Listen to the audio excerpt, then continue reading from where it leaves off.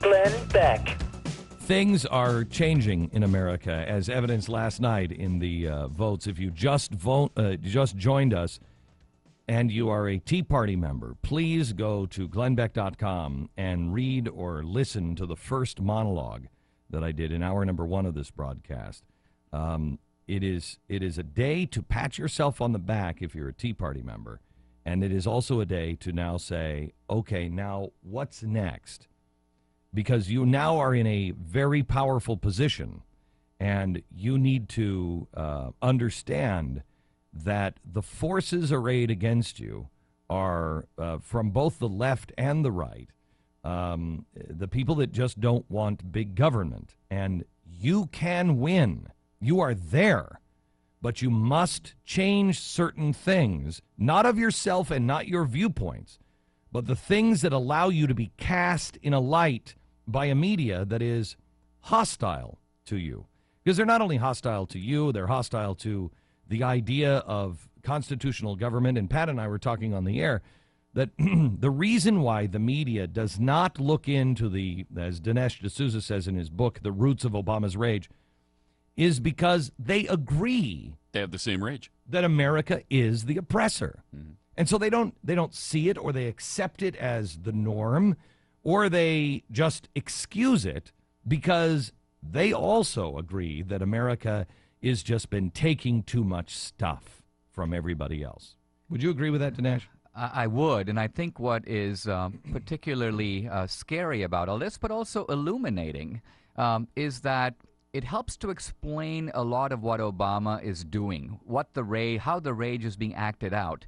There's a lot of people covering for Obama. In fact, There are big stories about Obama that go unreported. Here's a small example. You remember a few months ago when Cameron, the British Prime Minister, came to America. Obama and Cameron stood together and said, "We are both outraged at the release of the Lockerbie bomber." This is Abdel Bassett, the guy who brought down the Pan Am jet over Lockerbie, Scotland. A couple of hundred Americans were killed, so a terrible incident. And the Scots let him go. The Scottish government released him. He's a free man living in Libya. Well, the London Times obtained the letter that the Obama administration sent to the Scottish government a week before Abdel Bassett's release, saying, in effect, we don't mind if you let him go. Just leave him in Scotland. We prefer you keep him in Scotland. Don't send him to Libya. But in effect, and the Scottish government officials were quoted in the London Times saying, we interpreted that to mean that America didn't really object, and that gave us, in a sense, the license to let him go. So now you say, why would Obama do this? I mean, Obama's a socialist explains nothing. I think people are fumbling around, so they go, Obama must be a Muslim. But he's not a Muslim. See, if you plug in the anti-colonial thesis, it explains it at a moment, because the anti-colonial thesis says America is the rogue elephant. America is occupying 2 Muslim countries, Iraq and Afghanistan. America is stampeding all over the world. So from that point of view, the Muslims fighting against us are anti-colonial resistors. They are liberation fighters. And so it's not that Obama approves of the killing of Americans. That's absurd. But he has a certain kinship, if you will, with the resistors. His father was a resistor. His grandfather was a resistor. And where the Obama thesis really takes off is Obama, in a sense, never had his father. His father was gone his whole life. He visited him once when Obama was 10. A very illuminating incident. I'm going to save that for my book. But when Obama went to his father's grave in a riveting scene, Obama, in effect, says to his father, he says, I touched the ground. He says, I got my father's spirit from the earth. It's kind of like he said, I don't have my father, but I'm going to take my father's vision. I'm going to take my father's ideology. I'm going to do what my father never succeeded in doing. It's a Freudian, it's almost Shakespearean, it's a powerful story, and it connects to his actual behavior in the White House. It is important to understand that. Have you read Prairie Fire lately? Have you read the Weather Underground Manifesto? That I have read. Okay. And I did a special on it. I did, I think, 5 days on it. Gosh, I don't know how many months ago. And it was, what people have to understand, there are Democrats, then there are progressives, then there are revolutionaries. And they have cobbled together, on the left, they have cobbled everyone together, and they've said whatever it is they have to say to each other to be able to keep that coalition together. Where does Barack Obama fall in this scale? Is he a Democrat? Is he a progressive? Or is he a revolutionary? He is a revolutionary who has a particular genius. I call this the genius of translation. And what I mean by this is, think of it. He's got a remote ideology that he got from a Luo tribesman in Africa in the 1950s, his dad. He has managed to sell that foreign, strange ideology to the American people. It takes a peculiar genius to do that. You have to be able to take ideas that are completely unfamiliar. Most Americans don't know what anti-colonialism is. Right. And you've got to transpose those ideas in a way that makes them marketable. So Obama never says, I want to reduce America's standard of living. He says, because of global warming, we need carbon taxes. The carbon taxes will reduce American consumption. Correct. Or he never says, I don't care if Iran has a nuclear bomb. He goes, I want to focus on reducing America's nuclear arsenal because I want a world free of nuclear weapons, and of course we've got the most. So in a sense, by stating principles at that level of generality, all the goofy liberals come along thinking, oh yes, Obama's one of us. Business guys go along, they say, oh yes, he's going to be like Clinton. He might be socially liberal, but he's going to be, but then now shocked. Then they're baffled. Why is he doing this? Why is he anti-business? Why is he against us? So in the book, and it comes out in 3 weeks, do you address, because this is what I said with Chris Wallace the other day, race doesn't begin to explain it. That was an infantile understanding at that point in my life, 18 months ago, that I understood, because that was the first thing. That was the American way of connecting with him and going, it must be racism. No. It is anti-colonialism, but it is also, I believe, liberation theology, which ties in to Marxism and anti-colonialism. It's where he found, in his words, it's where I found Jesus. Do you address this in the book, and do you think I'm right on that?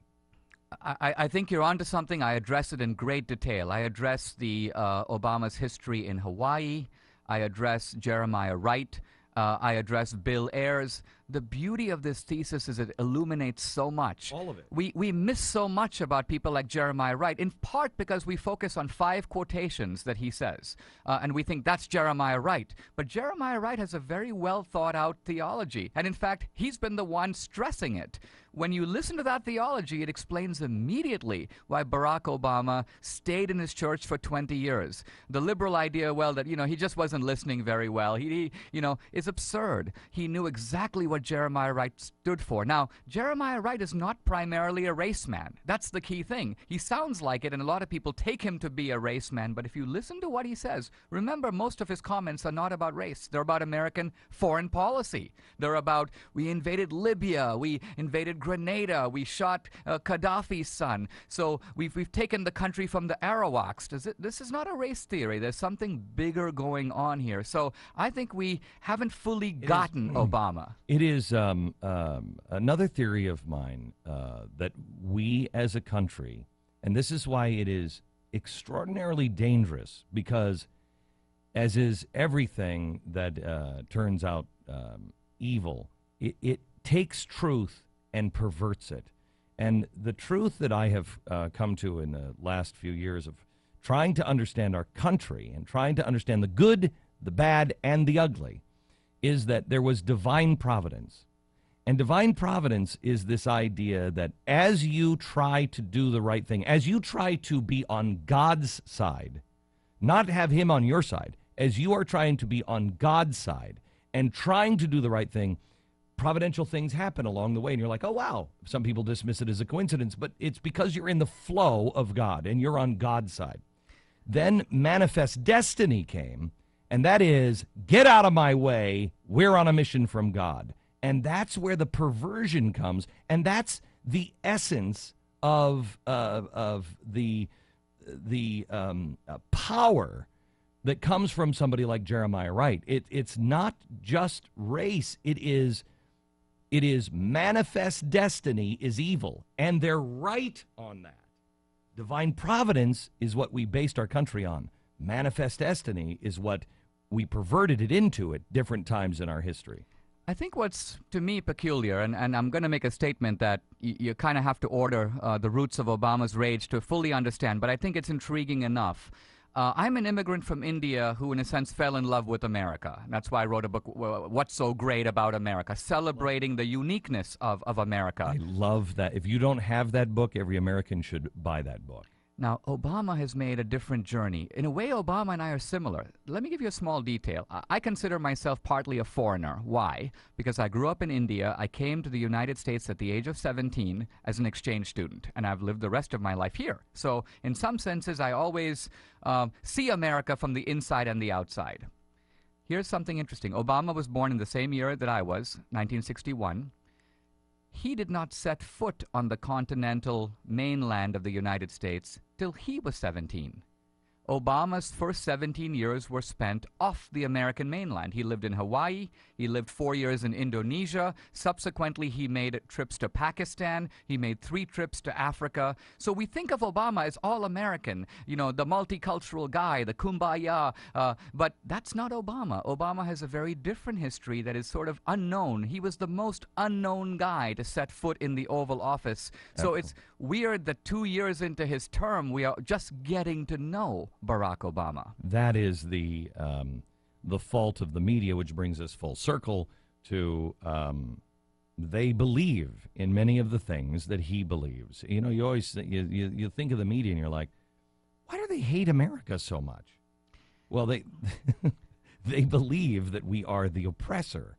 Part of it, I think, there is a kind of a kinder interpretation, and that is this, that I don't know if I should give it, but... No, go ahead. But I think a lot of Americans voted for Obama because he represented to them something wonderful, which is to say America getting over, if you will, race. He represented the Martin Luther King idea, even though he doesn't really care about that idea. I would agree with you on that, but that is, the journalists are way too smart and educated, and their job is to find out what motivates someone. And you can do that for a little while, but you can't do that for very long, and as long as they have. No, they're accomplices in this. There's a scandalous, not only lack of reporting, but active cover-ups of what Obama's doing. Big they time. Want him to succeed, and we'll make sure he does. Yes. Okay, Dinesh D'Souza, we have some good news on this. When we come back, I want to talk to you a little bit about India, because India chose a different path than what really what we're choosing now.